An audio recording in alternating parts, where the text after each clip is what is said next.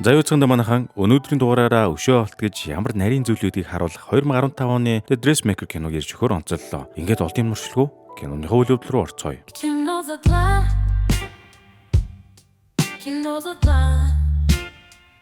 Киноны ихэн Титаникийн Роузын дүрээр алдарсан Кейт Уинслет жүжигчин маань үнэн дэгжин хувцалчихсан. Навшнуудаа би иргэн ирлээ хэмээн харанхуй тосгон руу хандаж хэлээд байна уу гэлтэй тамхиас орж угаар киноны үйл явдал маань эхэлнэ. Гол дүрийг маань Тили гэдэг аж. Тэрээр том хотод ур чадвараараа шагшин магтагдсан дизайнер болсныхаа дараа өөрийн өсөж төрсөн хөдөөгийн бүглүүд тосгон руу урт эрдний тооцоогоо ботхоор ирсэн гэж байгаа. Тили энэ дээрээ хамгийн түрүүнд хотын цагдаатай таардаг. Цагдаа ах Тилийг хараад чиний өмссөн хувцас чинь Диорын мөн үү гэж асууж байна. За тэгэхээр эрэгтэй хүн даашинцыг нэг удаа хараад ямар брэнд их гэдгийг мэдчихэвэл энэ ч одоо юу гэсэн үг лээ дээ. Та магадгүй таамаглаж байгаа л да. Ер нь киноны явцад тодорхойлно. Тилийг баг багт нь 90 тойрных нь хүрээлэн буюу хүүхд томчуудгүй нилээд гадуурхаж, доромжилж, нүд үзүүрэлдэг байсан юм шиг байгаа. Гэхдээ яг чухам юуны учраас тэгсэн гэдгийг нинсэгт харуулахгүй. Тили өөрийнхөө ганц ойр дортны хүн болох ээжиндээ буудгаа. Даанч түүний ээж нь нас дээр гарснаг ч хэлэхгүй ер нь охиноо танихгүй байх шиг. Гэр оронч гэж хүн амьдардаг гэхэд хэцүүхэн газар болсон байла. Гэрээр нь дүүрэн хог новш угарчихсан. Тили чихнээс нь цэвэрлэх гэж үзэж тарж байгаамаа. Хажуугаар нь настай ээжийн сэтгэл санаанд тун тогтургүй усанд оруулах гэхээр намайг аллаа гэж зөрүүдлээд орж хашгичаад буу юм болдог. Тилич түүний хүчээр шахуу үргэж аваачаад ус цаасанд оруулж өнгөнөө. Энэ үеэр жижигхэн тосгонд нэгэн чинэлэг гэр бүл хүүгээ холоос ирсэн гээд тосч авч байла. Тэр айлээж нь хүүгээ аваад тосгоны дэлгүүрээр ортол дэлгүүрийн охин нь яавч энэ хүүд зүгээр үгүүд нь илт байгаа юм. Улмаар дэлгүүрийн эзний эхнэр нь охиноо бараг нөгөө хүүгийн ээжд борлуулах гэж үзнэ. Манай охин өөрөө хувцас ойдог үрийн 6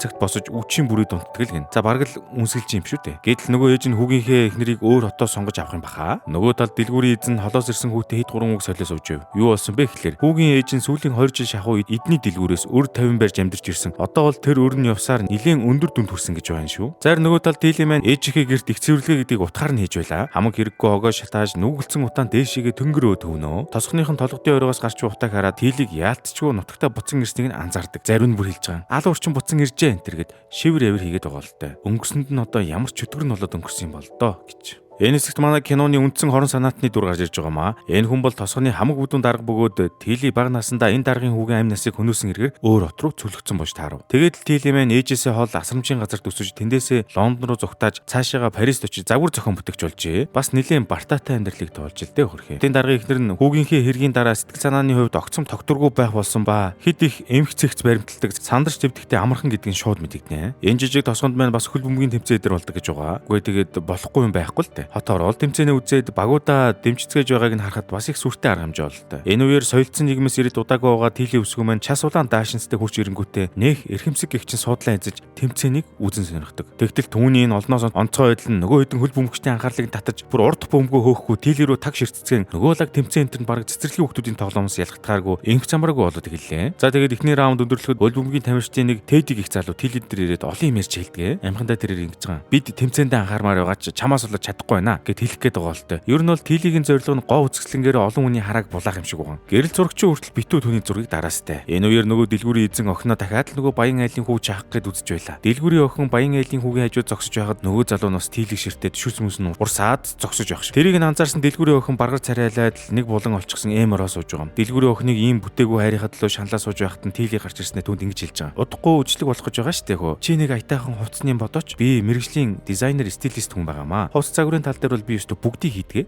Ухааны хэллээ. Гой гэтэл нөгөө охин нь тэгсэн ч юу ч өөрчлөгдөхгүй гэдэл урагшгүй царайлаад байв. Гой тэнгүүт нь Тилич дээр охинд хандж хэлж байгаа. Игчээсээ нэг юм сураад ав гэснэ. Нөгөө хөл бөмбөгийн тэмцээн дээр буцаад оччихдгоо. Тэгээд Тили маань дахиад л даашин цаас солиод өмссөн байсныг хэлэхүн нөгөө бүтлгүй хөл бөмбөгч чинь дахиад л шүсээ савируулаад юм тэмцээн мавтай юм боллоо. Эсрэг багийн тамирчид нь хоорондоо мөргөлдөж унаад л манарсан болж байх зур нөгөө хил ам хийгээд байсан Тэдиг их залуу ядах юмгүй багтаа хожил авснаар энэ тэмцээн өндөрлөв. Нөгөө өнгөрсөнд болсон аимшиг тэргийг Тили ерөөсөө санахгүй бүр Тилигийн ээж санахгүй байгаа аж. Ээж нь бүр хөршөөсөө яагаад хүмүүс түүнийг алуурчин гэдэг юм бэ гэж асууж байгаа шиг. Энэ үеэр Тили маань хуучин сургуулийнхаа хашаагаар зөрөн өнгөрнө. Сургуулийн хуучин барилга Тилигийн баг насны дурсамжууд болон өнгөрсөндөх травмануудын сэтрэж байла. Тили жаахан багтаа аавгүй өссөн учраас хүмүүс ээжийг нь явдалтай хүүхэн гэж хочлон тосгон даяараа дээрлэгдэг байжээ. Тилигийн үеийн хүүхдүүд нь ч Тилиг 9 шидээр дээрлэгдэг байсан байгаа. Тэр дундаас тосгоны захирагчийн хөл хамгийн дээрлэх байсан юм уу та. Шууд л Тилиг хан шахаж зогсоож байгаа жаахан хүүхдийн амнаас гарамгүй үгийн мухагаар Тилиг ээжтэй хамт хараадаг байж. Нилээн хүмүүжлийн доротолтой хүүхд байжээ. Улмаар Тилигийн магтсан дурсамж болох тосгоны захирагчийн харгас хүүгээс цухтаад байсандаа дээвэр дээр нуугдаж байсан үйл явдал нь санаанд дуудаг. Ядаж байгаа тэр үед нь бяцхан Тилийг дээвэр дээр нуугдаж байгааг нь дэлгүүрийн охин олоод харчихжээ. Тили шууд нөгөө охиноос намайг хаанаагааг бити хэлээч гэж гуйсан аж. Үзэг солигдоход кино маань одоо үе рүүгээ буцан шилжлээ. Нөгөө дэлгүүрийн охин нэг бицэн чинь Тилийг хайгаад бүр гэрт нь хүрээд ирсэн байна. Гэхдээ тэгээ зориг бол ойлгомжтой. Даашин зоёулж авах гинэ. Удахгүй бол үдшигтэр нь баян айлын хүүд таалагдчих гээл үзээд байгаа юм байна. Тили маань өөрийнхөө ажлын үлсийг хэлдэг дэлгүүрийн охин ёстой үнэтэй байна. Тим их хүмүүнг барьж үдсэн ч үгүй, харж үдсэн ч үгүй, зүудэлж үдсэнгүй нэ тэрэ болоо авчлаа. Гэтэл Тили түүнийг гэж байгаа. За тэгвэл мэдээлэлээр наймаалцъя гэж хэлээд дэлгүүрийн охиноос асуулт асуулаа. Тэрээр түүнээс чи тэр үеийг санаж байгаа. Хотын даргын хүүд чи намайг дээвэр дээр нуугдаж байгаа гэдгийг хэлсэн үү хэмээн асуув. Тэгт дэлгүүрийн охин үннээ өчм. Би өөрөө шитгүүлснээс чамайг байсан дээр гэж бодоод хэлсэн гэж авлаа шүү. Айхтар. Ингэж Тили өөрийг нь үлдсэн гэж тулгаад байгаа аллагын хэргийн үнэн мөнийг олох боломжтой гэдэгт багч гисэн итгэж эхэлдэг. Тили хэлсэн өсөөр ажилдаа орж дэлгүүрийн охин зориулан даашин зурлаж эхэллээ. Тэгж байтал Тилигийн хүргэлтээр захиалж авсан бүс давуу материалуудыг нөгөө брендийн мэдлэгтэй орон нутгийн цагдаа заавал шалгаж үздэг учиртай юм гинэ. Гэхдээ тэгээд зүгээр үзэж шалгаад байгаа болов гэсэн чинь энэ цагдаа чинь бүс тараг хараад өөрийн ирэхгүй баярлаад унлаа. Загварын хорхотон байсан юм уу хайш юм. Нэгэнт уулзсныхгээ Тили маань цагдаагаас өмнө болж өнгөрсөн хэргийн талаар лавлахаа мартсангүй. Тэгтэл амиа алдсан хүүгийн аав буюу манай үнцэн хорон санаатангуй чинь энэ цагдааг сүрдүүлэн хүчээр Тилийг өөр хот руу цүлсэн болж таардаг. Цагдаа ах чинь эмэгтэй хүний хувцанд нугсгүй дуртай тул Тили түүнийг уг нууц сонирхлоор нь сүрдүүлэх ба цагдаа ах чамаг юм алтгаас айж уг дуугүй түүний мэдхийг хүссэн зүйлийг хэлж өгсөн инээж. Удалгүй нөгөө дэлгүүрийн охин чинь өдрийн мөрөөдөл шөнийн зүүд болоод исэн үжлэгтээ төрөл арилжаад очиж байгаа харагдана. Эргэж хартал нь өөрчлөгдөн гэдэг нь энэ бах та. Өмнө нь тоож харахгүйсэн баян айлын хүү шууд нүдний орой дээр гарч мараадгүй тэгээд мань нэр баг дурлаад наачуу да. Ямар ч энэ хоёрын дунд ямар нэгэн учир уурах нь тодорхой боллоо шүү. Гэтэл дунд нь учир уурхсан хүмүүс зөвхөн энэ хоёр биш байлаа. Нөгөө өл бөмбөгийн авраг Тэдэж бас загварын хатан хаан Тилийг мань найрчих гээл кинонд дагуулсан явлаа. Амхандаа бол болцоод л байгаа болтой. Тэгсэн гэрнээ Тилийн ээжигээ дагуулад явсан байх шиг. Энэ гурван маань болцоо бас гэж хөөхөн хөвгөлтэй болж өнгөрдгөө. Бус хүмүүс бол хизээч ийм бүрэлдэхүүнтэй болцохыг хүсэхгүй л болоо да. Гэтэл энэ хоёр бол ээж мэжээс санаа зовоод бие өрөөдөөс юм бол байсангүй. Дажгүй сайхан боллоо. Болцоод залуу маань хоёр бүсгүйг гэрт нь үргэж өгөх ба ээжийг нь бүр өргөж тэврээд оруулж өгч байгаа харагдана. Үүнийг тэгээд ногоон туг гэхгүй юм бол өөр хэнийг ногоон туг гэх юм бэлээ дээ. Дэлгүүрийн охины 360 градус өөрчлөгдсөний дараагаар Тилигийн загварын урлан зорилго үйлчлэгчдийн цуваа тасархай байлаа. Бүгдээрээ сэтгэл дотроо гой сайхан болох дутуугийн комплекстэй байсан юм уу гэлтэй. Бүх хүний хүслийг тулд биелүүлнэ гэж үгүй яах вэ? Ямар ч тач өмнөхөөс нь хамаагүй дээр болох нэг юм дөнгөд байгаамаа. Гэхдээ тэгээд алслагдмал бөглөө тосгоныхон байдлаа өнгө цус ороод ирэхээр юу Милан Парис цаашаа битүү ганган хүүхнүүд годомжаар алхалдаад эхэлнэ шүү дээ. Үзэг солигдоход нэгэн үл таних эмэгтэй эдний бөглөө тосгонд ирж байгаа харагдана. Ямар хэрэгэр исэн юм бол доо гэсэн чинь тосгоны даргын урьж авчирсан загвар зохион бүтээгчнээ баг Тили зориулж өрсөлдөгчийг нь залаад цаагаараа эсрүүцэж байгааг илэрхийлж байгаа юм шиг. Тэгтэл энэ өрсөлдөгч ажилч нь ядж байхад нэх баантаг саамаа гэд айгүй илүү дуртай хүн байдаг. Тилитэй харьцуулахад загварын мэдрэмж нь баг хасах тал руугаа хазаасан юм уу гэмээр байгаа. За ер нь Тилигийн чигчийн урууных нь эхний үеинд ч хүрхээргүй нэг юм байла. Энэ зур Теди Тили хоёрын маань харилцаа бас хурган агцтай явж байла. Теди Тилигээс энтхийг орхиод өөр газар амьдрахыг очивсгэд Тили даанч өнгөрсөнд болсон учир бүтээлэг хэргийн үнэн мөнийг олтлоо. Энэ тосгоноос хохрохгүй шинжтэй байгаа даа. Үзэг солигдоход нөгөө дэлгүүрийн эзний охин шинэ ойдлчны урланд яаж байгаа ч юм очихсан бүр шин даашин цэйлэхээр болсон гэд нэг сонь царайлчсан зогсож байна. Энгийн даашинц биш бүр хормын даашин цаа хийлгэж байгаа юм бах уу. Гэхдээ тэгэхээр нөгөө баян айлын хүүтэй хамаг юм бүтэж байгаа болтой. Тэгсэн нөгөө даашинц нь хүний бие гоо үзэсгэлэн тодтох байтугай эсэргээрээ өө дутагдлыг нь илүү тодтоод өгсөн байдаг шүү.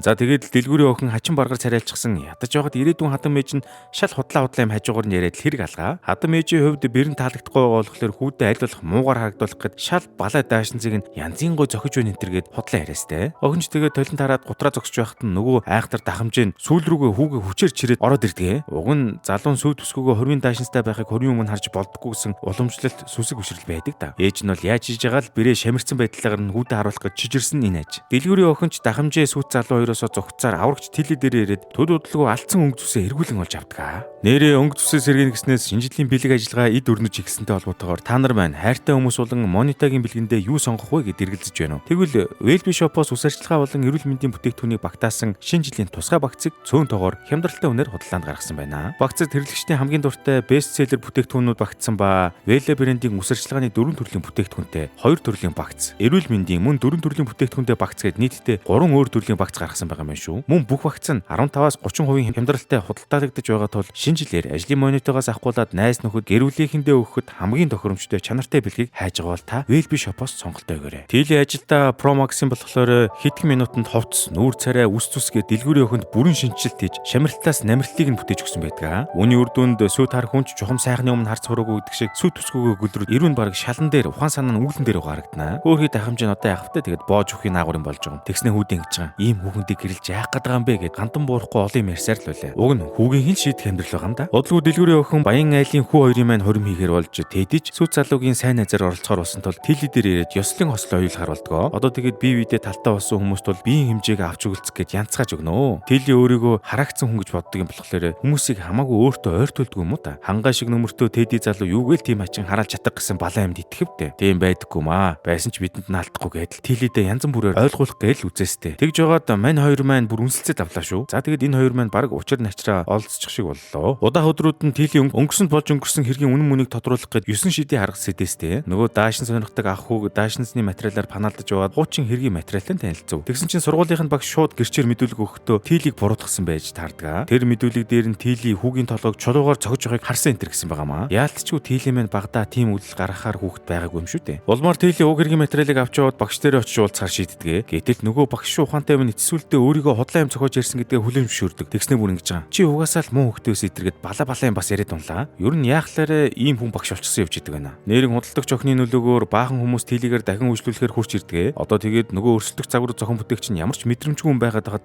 яалтай ч үлээ дээ. Өрсөлдөгч гэждээ тэр загвар зохион бүтээгч нь сүултээ уйлж унжаа тэлийг хамаг юмд буруутгаа сууж байгаа харагдана. Тэгсэн хотын дарга орж ирээд түүнийг харагдчихж байх шиг. Энэ хоёр заван гарууч нь хоорондоо бас нууц харилцаатай байсан юм байна шүү дээ. Яг тэдний хамтдаа байж байтал хотын даргын эхнэр нь цонхоор нь олж хараад ер нь эдний хувьд сүрэл тохиож байгаамаа. Нөхөртөө уурсан хотын даргын эхнэр нь уурандаа яаж зүгээр авахтай. Тэлийгээр бас шин даашин хийлгэж авахар бол. Тэлийн сүлдээ бүр урсан даашинзаараа хүмүүсийн өшөө авалтанд тусалдаг болчихоо да яав. Үргэлжлүүлэн алдар суутай хорим найр эхэлж тосгоныхын ч бүгдээрээ хуран цуглуулсан харагдана. Гэхдээ гэтэл нөгөө багшгүй чинь харин захирагчийн эхнэрийн чихэнд юм шимж байна. Үүний дараа захирагчийн эхнэр Тилий рүү маань алуурчин гэж хашгираад унлаа. Тилий маань гүтгэгдсэн гэдгийг мэдж байгаа шүү дээ. Энэ тосгоны дундаа нэг тарихтай гарууд нийлж байгаа Тилийг маань бүглэд чиглэлээ. Энийг хэрүүл маргаан донд бас нэг юмны учранд тайлагддаг. Нөгөө шижгийн хотын даргач нь яг үнэндээ Тилигийн аа байж таардаг ба өөрийнхөө нэр төрийг хадгалахын тулд Тилийг өөр газар руу цөлөх эрх мэдлээ тийм байдлаар уруулан ашигласан гин. Хэдийгээр Тилигийн хэрэг бүрэн нотлогдохооргүй байсан ч ийм учраас Тилий маань танихгүй газрын асамжийн газарт хүрэгдсэн байх нь. Тосгоныхон ч одоо боломжийг алдалгүй Тилийг гадуурхаа чухам. Энэ бүх гурвалжин дөрвөлжин явдлын дараа Тилий маань яаж сэтгэл санааны хувь тайван байх вэ? Бүр нэг сүр сүлдээ алдчихсан явж байдаг ба тэр үед нь Тэди түүнийг олж аваад овоо нэг аргадаж тайвшруулдаг. Тайвшруулсныхаа дараа тэр хоёр хэрэг явдал болж өнгөрсөн сургууль дээр хамтдаа очин Тилигийн ой санамж зэрэгдэг. Яасан гэсэн чинь нөгөө Тилийг байнга дэрлэгдэг байсан зархичийн хүн бухшиг толгоогоороо хүүхдүүдийн гидс рүү мөргөж тоглодог байжээ. Яг тоглогч гэхэд таашийн тим хариг саргаар дээрлэгдэг байсан гэж. Нэг өдөр уламжлал ёсороо Тилийг дээрлэх гэж байхдаа түүнийг хан чахаа зогсож байгаад яг л нөгөө бухын мөргөлтөөр мөргөх гэтэл Тилий маань хажуу тийшээ бултаж дээрлэхөө хүч толгоогоороо хан мөргөжээ. Бусармаг үйлдэлийнхээ үр дүнд өөрийнхөө амийг авч отсон юрдөл юм учиртай байж. Бодит үйл явдал нь ийм болж өнгөрсөн байхад өөрхий бяцхан гимгүү охиныг төрсөн ээжээс нь салгаж амьдын хагасл үзүүлэн бартаат амьдрал руу түлхэнэ гэдэг юутай харамсалтай. Энэ явдлын дараа Тилий Тэди хоёр харилцаагаа дараачин шатанд гаргаж хоёр талын гэр бүлээ аваад энэ үйл айтай тоцгоноос явахаар шийдлээ. Гэхдээ Тилий одоо хүртэл өөрийгөө хараагдсан гэдэгт итгэсэн хэвээр байх ба түүний байр байдлыг нэгэнт мэдэх болсон Тэди түүнд ингэж хэлж байгаа юм. Би чамайг харагдаагүй гэдгийг чинь баталж өгөө